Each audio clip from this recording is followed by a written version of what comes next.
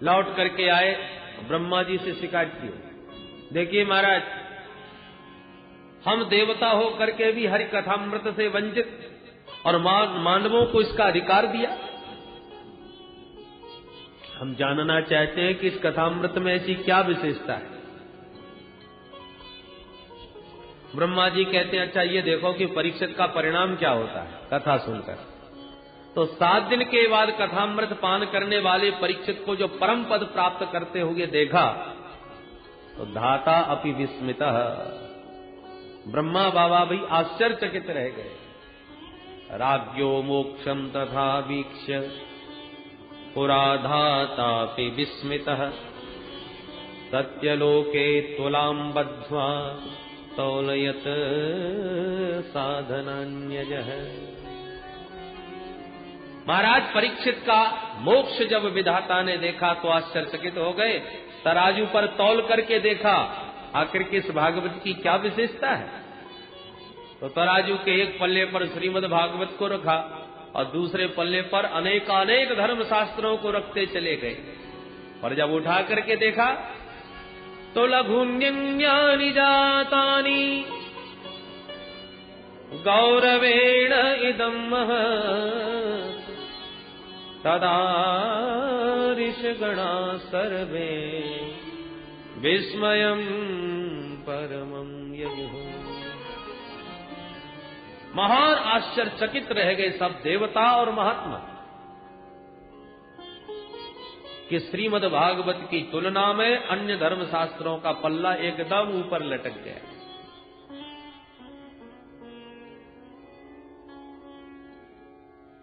महात्माओं ने घोषणा कर दी, मैंने रे भगवत रूपम शास्त्रम भागवतम कलौ।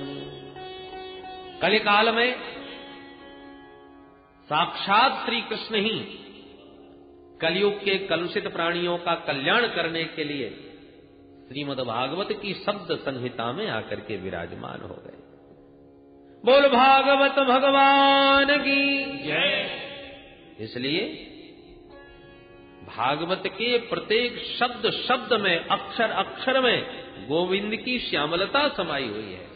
ये भगवान का वांगमय विग्रह है साक्षात। महाराज ये 7 दिन में सुनने की परंपरा कैसे प्रारंभ हो गई? सूत जी कहते हैं कि ये सबसे पहले सनक सनंदन सनातन सनत कुमार इन चारों ऋषियों ने देवर्षि नारद को सुना करके ये सप्ताह की परंपरा प्रारंभ करी।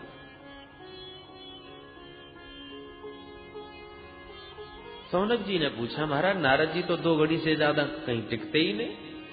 तो ऐसे अस्थिरस्य नारदस्य, उन अस्थिर नारद जी ने 7 दिन बैठ करके भागवतामृत कैसे सुना, कहां सुना, क्यों सुना, कृपा करके बताइए। सूत जी कहते हैं, सुनिए सौनकादि ऋषियों, एकदा हि विशालायां चत्वार ऋषयो मला सत्संगार्थं समायाता दद्रसोस्तत्र नारदम् दद्रसोस्तत्र नारदम्। एक समय की बात, विशालापुरी में, विशालापुरी नाम बद्री नारायण धाम, बद्री विशाल में श्री सनक सनंदन सनातन सनत कुमार चारों भैया विचरण कर रहे थे। क्यों? बोले सत्संगार्थम, सत्संग की इच्छा से। ध्यान भजन पूजन ये तो सब एकांत में हो सकता है, पर सत्संग का एकांत में थोड़ी आनंद आता है। तो चारों भैया भ्रमण कर रहे थे कि अचानक नारद जी को देखा, प्रसन्न हो गए। संत को कोई जब ऐसा संत मिलता है जो भगवत रसिक हो तो बड़े प्रसन्न हो जाते हैं कि आज कुछ भगवत चर्चा होगी। और सनकादियों का तो जीवन ही भगवान की कथा है, कथा मात्रई का जीवन। प्रसन्न हो गए पर जैसी नारद जी के निकट आए तो बड़ा आश्चर्य हुआ, क्योंकि नारद जी का मुख बहुत चिंतित नजर आया। सनकादिक आश्चर्यचकित हो गए। जो समाज की समस्याओं को दूर कर दे, संसार की चिंता जिनके चिंतन मात्र से दूर हो जाए, ऐसे परम संत श्री नारद जी आज चिंता तो बड़ा आश्चर्य। पूछा, कथम ब्रह्मन् दीनमुखः कुतः चिन्तातुरो भवान् त्वरितं गम्यते कुत्र कुतश्चागमनं तव कुतश्चागमनं तव। वो ब्रह्मण कथम दीनमुख, अरे नारद जी महाराज आपका मुख इस प्रकार से लटका हुआ क्यों है? किस बात की चिंता आपको सता रही है? ये भागे भागे कहां से आ रहे हो, कहां जा रहे हो? आपका मुख कमल तो ऐसा लग रहा है जैसे कोई कृपण का धन चला गया हो। गत वित्तो यथा जनः, तुम्हारा क्या चला गया?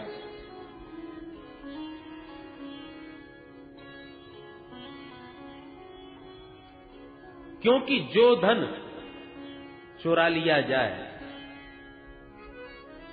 महापुरुष ऐसे धन को अपना समझते ही नहीं।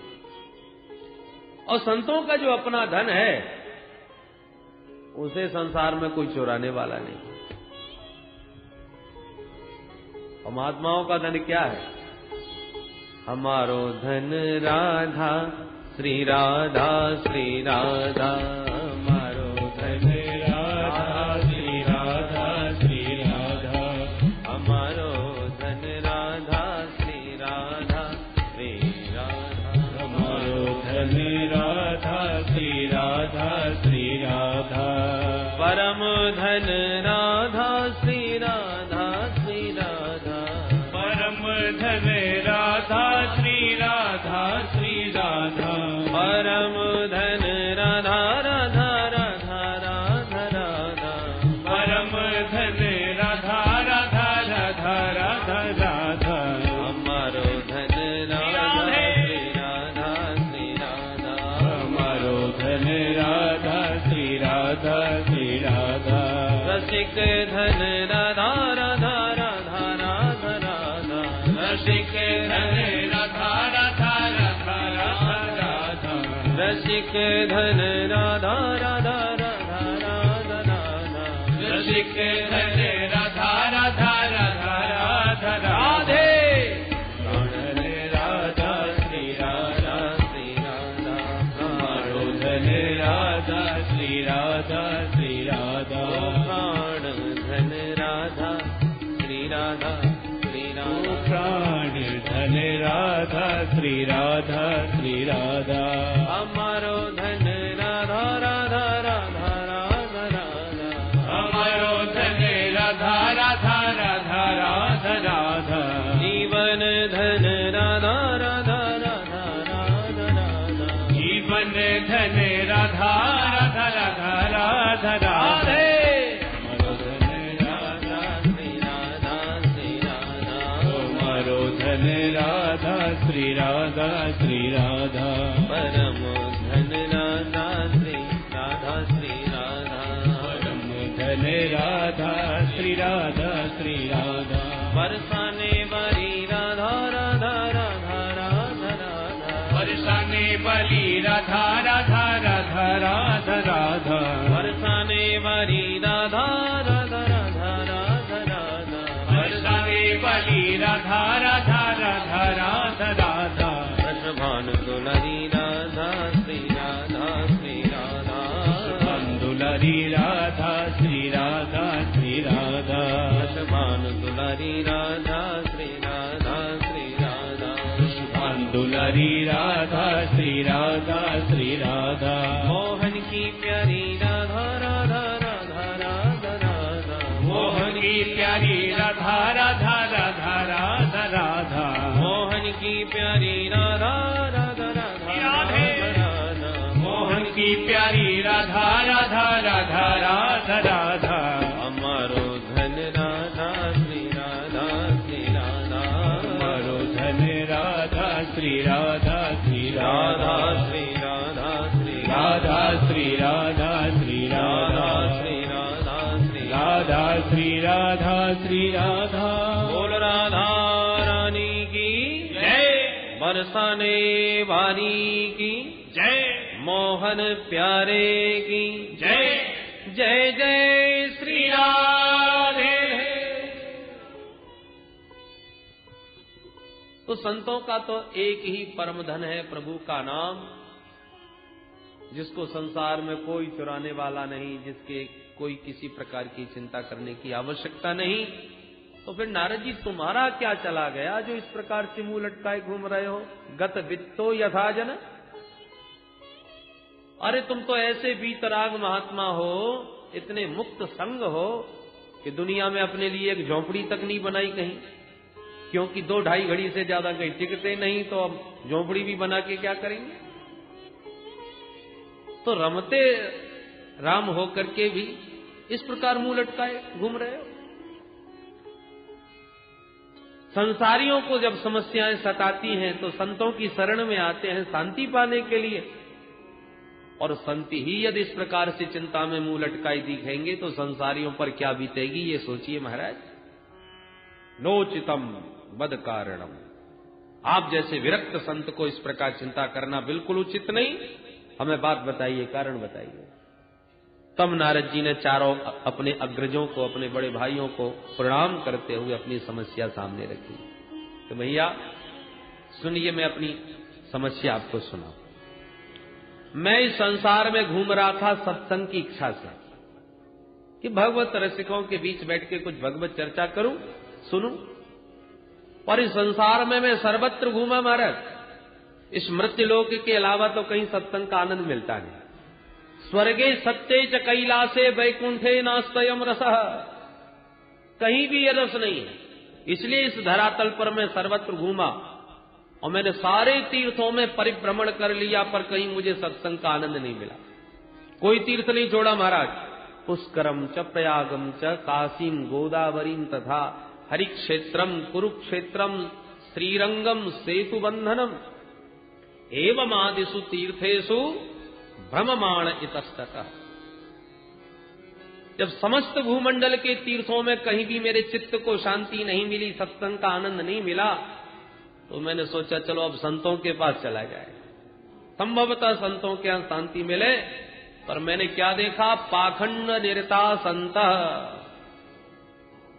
संत भी पाखंड परायण होते चले जा रहे हैं। पापस्य खंड पाखंड, पाप का ही जो खंड हो उसका नाम पाखंड। उनकी परिभाषाएं बदल गई हैं। ये बंगला किसका है? जवाब मिलता है त्यागी जी महाराज का।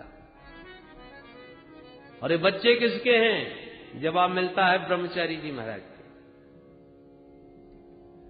और इतना शोर कहां सुनाई पड़ रहा है, ये हल्ला? जवाब मिलता है मौनी बाबा के आश्रम में। बड़ी विचित्र स्थिति। तपसी धनवंत दरिद्र ग्रही, कल कौतुक तात न जात कहीं। पहले संत महात्मा जितना विरक्त होता था वो उतना ही महान माना जाता था। आज जितना वैभव संपन्न होता है वो उतना ही श्रेष्ठ माना जाता है। ये सब देख देख करके मेरा चित्त और भी अशांत हो गया। मैंने तो सोचा आया था शांति के लिए, यहां तक क्रांति और मच गई, चित्त में खलबली मच गई। मैंने सोचा चलो छोड़ो, गृहस्थों को ही देख लेते हैं।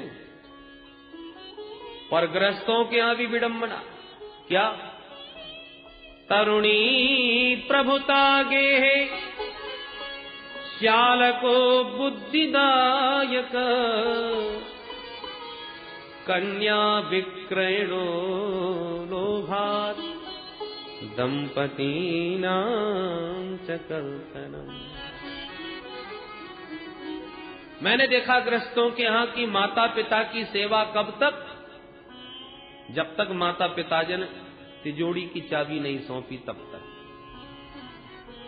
और जहां सर्वाधिकार प्राप्त हुए सोई देवी जी का चलावा चला, तरुणी प्रभुता गे। फिर माता पिता की खटिया या तो खेत में या किसी तीर्थ स्थान में डाल। बोलो जय श्री कृष्ण। और कदाचित माता पिता घर में जबरदस्ती बैठे भी हों तो उनसे किसी भी प्रकार की कोई चर्चा नहीं की जाती। वार्ताम पृच्छति कोपि नगे।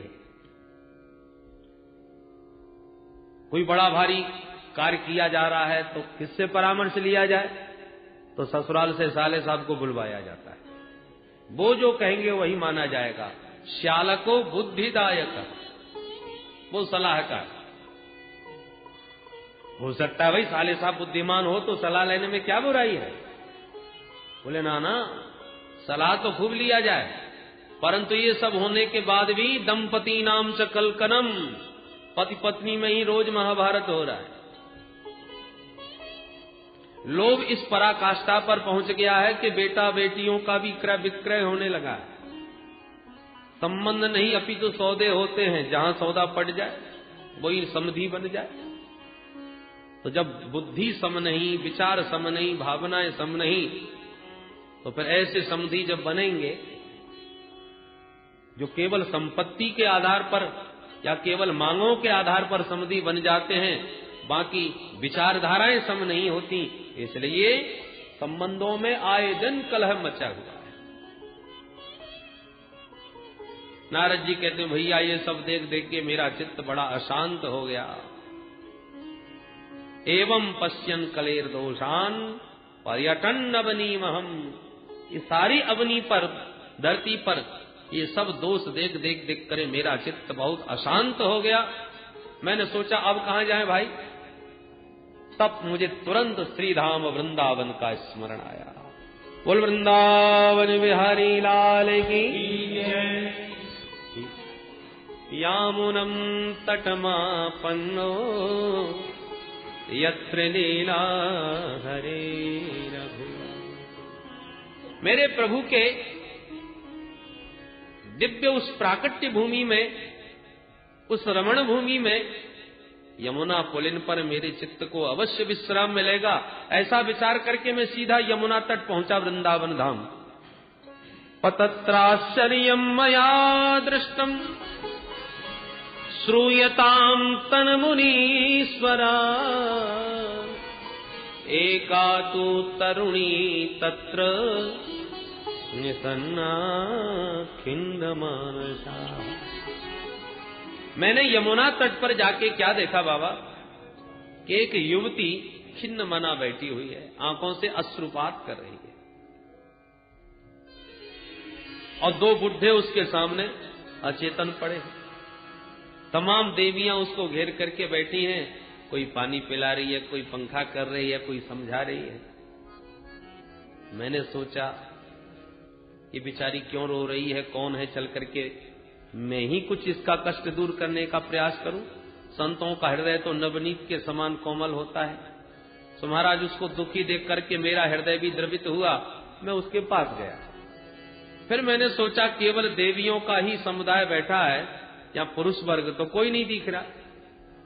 अब मैं बीच में उन देवियों में जाकर के कहूं कि देवी जी क्यों रो रही हो, क्या कष्ट है, और उसने कहीं उल्टा सीधा कोई जवाब दे दिया कि बाबा चल अब तू अपना काम कर, हम देवियों के समुदाय में तू कहां घुसा चला रहा है। और माताएं जब आपस में बात करती हैं तो बड़ा कोमल हृदय होता है, एक मिनट में ही आंसू बहाने लग जाएं, अगली मिनट मुस्कुराने भी लग जाए। तो हम बाबा बैरागी को बिना बुलाए, बिना मतलब के नहीं जाना चाहिए। इसलिए मैं पास तक तो गया, पर प्रश्न करने का साहस नहीं हुआ तो लौट पड़ा। और रोती हुई उस देवी ने जब मुझे देखा तो आवाज लगाई, भो भो साधो क्षणं तिष्ठ मच्चिन्तामपि नाशय दर्शनं तव लोकस्य सर्वथा गहरं परम। अरे महाराज जी कहां भाग रहे हो, एक मिनट रुकिए तो सही। अरे आप जैसे संतों के तो दर्शन मात्र से जीव के पाप ताप संताप सब नष्ट हो जाते हैं। मेरे तो न जाने कितने जन्मों के भाग्य उदय हुए जो आपके दर्शन प्राप्त हुए, और आपके तो दर्शन मात्र से जीव का दुख दारिद्र्य दूर हो जाता है। नारद जी कहते हैं, भैया जब उन्होंने इस प्रकार से हमको बुलाया तो हम उस देवी के पास गए। हमने पूछा, काशित्वम, देवी जी आप कौन हैं? और काविमऊ, ये दोनों बुढ़े जो पड़े हैं ये दोनों कौन हैं, क्या लगते हैं तुम्हारे? और का इमाहा, ये जो देवियां आपको घेर के खड़ी हैं ये सब कौन है और तुम रोती क्यों हो? वद देवी सविस्तारम स्वस्य दुखस्य कारण, तुम्हारे दुख का कारण क्या है, विस्तार से हमें बताओ। महाराज जब मैंने उस देवी के प्रति सहानुभूति दिखाई तब उस देवी ने अपना परिचय पूरा विस्तार से दिया। अहम भक्ति रीति ख्याता इमौ में तनयौ मतौ, ज्ञान वैराग्य नामानौ काल योगेन जर्जरौ, काल योगेन जर्जरौ। महाराज मेरा तो नाम है भक्ति देवी, मैं भक्ति के नाम से विख्यात हूं, और दोनों बुड्ढे जो मेरे सामने पड़े हैं ये दोनों मेरे बच्चे हैं, इनका नाम है ज्ञान और वैराग्य। समय की विडंबना देखो कि मां तो नवयुवती बनी बैठी है और बच्चे दोनों ही बुढ़े हो गए। कितनी जर्जरित स्थिति इनकी हो रही है। मेरे दुख का मूल कारण यही है महाराज। मैं अपना पूरा परिचय आपको सुनाऊं। दक्षिण भारत में मैं पैदा भई, कर्नाटक में मैं बड़ी भई, महाराष्ट्र आदि प्रदेशों में मेरा कहीं कहीं पर बड़ा सम्मान हुआ, और कई प्रदेश ऐसे भी थे जहां पाखंडियों से खंडित होकर मुझे पीड़ित होकर भागना पड़ा। इस प्रकार से अनेक देश प्रदेशों में घूमती घूमती जैसे ही मैं वृंदावन धाम में पधारी तो वृंदावनम पुनः प्राप्य नवीनेन स्वरूपिणी, मैं इस ब्रज भूमि में आती नव यौवना हो गई, नवयुवती बन गई। पर न जाने क्या हुआ, मेरे दोनों बच्चे एकदम बुढ़े हो गए और मेरे बालकों की यही स्थिति रही। तब तो मुझे फिर इदम स्थानम परित्यज्य विदेशम गम्यते मया, मैं भी इस स्थान को छोड़ करके विदेश भाग जाऊंगी। नारद जी ने सारी स्थिति को एक क्षण में समझ लिया। ओहो, और स्थिति क्या है? भक्ति, ज्ञान और वैराग्य तीनों एक दूसरे के पूरक हैं। जैसे क्षुधातुर व्यक्ति भोजन करने बैठता है तो ग्रास ग्रास पर उसे तुष्टि पुष्टि और क्षुधा निवृत्ति की प्राप्ति होती है,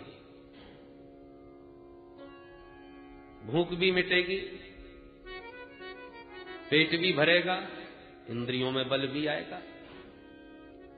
हर ग्रास ग्रास पर उसे ये तीनों बातें एक साथ प्राप्त होती हैं, अलग अलग नहीं।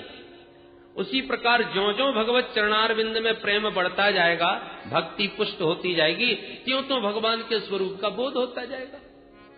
और ज्यों ज्यों भगवान के स्वरूप में प्रेम होता गया और भगवान के स्वरूप का ज्ञान होता गया, इस संसार की आसक्ति अपने आप छूटती चली जाएगी, सहज वैराग्य हो जाएगा। ये क्रियाएं अलग अलग नहीं। यदि आपके जीवन में कोरी भक्ति है और ज्ञान वैराग्य ठीक नहीं है तो आपकी भक्ति बांझ है। ज्ञान वैराग्य के बिना भक्ति अपूर्ण है। बोलो जय श्री कृष्ण। संतान के बिना मां का मातृत्व पूर्ण नहीं। ऐसे ज्ञान वैराग्य भक्ति के पुत्र हैं। ज्ञान वैराग्य के बिना भक्ति की परिपूर्णता नहीं। नारद जी ने तुरंत मां को वचन दिया, मां आप वृंदावन छोड़ के न जाइए, क्योंकि आज हर क्षेत्र में हर समाज के लोग, सबका आकर्षण विदेश की ओर है। संतों को भी जब तक 2-4 देशों का परिभ्रमण न करें तब तक संतत्व प्राप्त नहीं होता। हम भारतवासियों की दृष्टि ही कुछ ऐसी बन गई है, चाहे वो कथावाचक हो चाहे कोई महात्मा हो, जब देश विदेशों में प्रामाणिक रूप से उसका प्रचार प्रसार हो जाता है, तब भारतीयों की दृष्टि उस पर जाती है। भक्ति मैया ने भी जब यही बात कही, इदम स्थानम परित्यज्य विदेशम गम्यते मया, नारद जी ने कहा माता जी ऐसा आप न कीजिएगा। देखिए सत्यों को द्वापर त्रेता में तो बड़े आनंद से आप रही, पर अब घोर कलिकाल आ गया है। तेन लुप्तः सदाचारो योग मार्गस्तपांसी च, इस कलयुग में सब सदाचार लुप्त होता चला जाता है। बुद्धिमान वही है जो धैर्य पूर्वक अपने नियमों का पालन करता रहे, क्योंकि अभी तो फिर भी बहुत कुछ मंगल दिखाई पड़ रहा है, पर वर्षे वर्षे क्रमाज्ञाता मंगलम नापि दृश्यते। समय ज्यों ज्यों बढ़ता जाएगा ये शुभ कर्म भी अब दिखाई नहीं पड़ेंगे जो थोड़े बहुत दिख रहे हैं। पर इस घोर कलिकाल में भी आप श्रीधाम वृंदावन की भूमि में इस प्रकार से नवयुवती बन के नाच रही हो, मैं तो कहता हूं धन्य है ये ब्रजधाम, जहां इस कलिकाल में भी आपका इतना सम्मान है। वृंदावनस्य संयोगात् पुनस्त्वं तरुणी नवा, धन्यं वृंदावनं तेन भक्तिर्नृत्यति यत्र च। ब्रजभूमि ब्रज वसुंधरा धन्य है, जहां पर इस कलिकाल में भी भक्ति का इस प्रकार से आदर किया जा रहा है। आप नाच रही हैं। भक्ति मैया ने पूछा बाबा ये बात बताओ, ये कलयुग यदि इतना दुष्ट है तो परीक्षित ने इसको दंड क्यों नहीं दिया? तो परीक्षित ने कदाचित दंड न भी दिया तो भगवान इसकी उद्दंडता को सह क्यों रहे? भगवान को तो दंड देना चाहिए। नारद जी बोले मां यदि आप पूछ रही हो तो ध्यान से सुनिए। गोविंद जब अपनी लीला संवरण करके परम धाम गए, उसी दिन से उसी क्षण से कलयुग ने पैर जमाना प्रारंभ किया। और महाराज परीक्षित जब इसे मारने के लिए उद्यत हुए तो दीनवत शरणंगतः, दीनहीन होके उनकी शरण में चला आया। और महाराज परीक्षित तो परम वैष्णव थे, सारंग इव सारभुक, वो तो सारग्राही थे। और कलयुग में लाखों दोष होने के साथ साथ एक गुण बहुत बढ़िया दिखाई पड़ गया, इसलिए महाराज परीक्षित ने इसे छोड़ दिया। क्या गुण था महाराज इसमें? यत् फलम नास्ति तपसा न योगेन समाधिना, तत्फलम लभते सम्यक् कलौ केशव कीर्तना। अन्य युगों में जो घोर तपस्या करने से फल प्राप्त होता था, बहुत बड़े बड़े यज्ञ करने से, तपस्या करने से जो फल मिलता था, वही फल कलिकाल में केवल हरिनाम संकीर्तन मात्र से जीव को प्राप्त हो जाएगा। यही इसका विशिष्ट गुण महाराज परीक्षित को पसंद आ गया और इसलिए इसको स्थान दे दिया अपने राज्य में। पर जैसे ऊसर भूमि में बढ़िया से बढ़िया बीज भी बेकार ही सिद्ध होता है, उसी प्रकार इस कलयुग के कलुषित वातावरण में इतने दुर्गुण कि भगवान नाम संकीर्तन का जो दिव्य गुण था वह भी लुप्त प्राय हो गया। कलयुग में भागवत की कथाएं तो बहुत होती हैं, पर भागवत के अर्थ पर किसी का ध्यान नहीं। भागवत से अर्थ कैसे प्राप्त हो उस पर दोनों की दृष्टि है, क्या श्रोता और क्या वक्ता। श्रोता भी यही उद्देश्य से कथा करवा रहा है, महाराज बढ़िया फैक्ट्री चल जाए, हम भागवत एक हमारी तरफ से भी पक्की, बढ़िया व्यापार चले। और वक्ता का भी वही दृष्टिकोण बन गया है। दुस्तजस्तत् कथार्थ,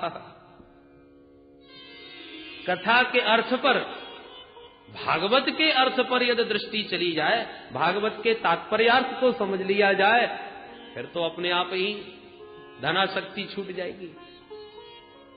भागवत तो कल्प वृक्ष है, जो मांगो सो मिलेगा। जो व्यापार बढ़िया चलाना चाहते उनका चकाचक व्यापार चलेगा। और जो विद्वान वास्तव में भागवत के द्वारा अपना अर्थ सिद्ध करना चाहते हैं, उनको चकाचक ठाकुर जी की कृपा से ऐसा कोई कथावाचक होगा जो भागवत की कल्प वृक्ष की छाया में बैठ करके निर्धन हो। सब चकाचक कल्प वृक्ष है, जो मांगे सो मिलता है। परंतु भागवत के यदि सद्गुण को, भागवत के यदि तात्पर्य अर्थ को कोई समझ ले, वो तो परमहंस हो जाता है।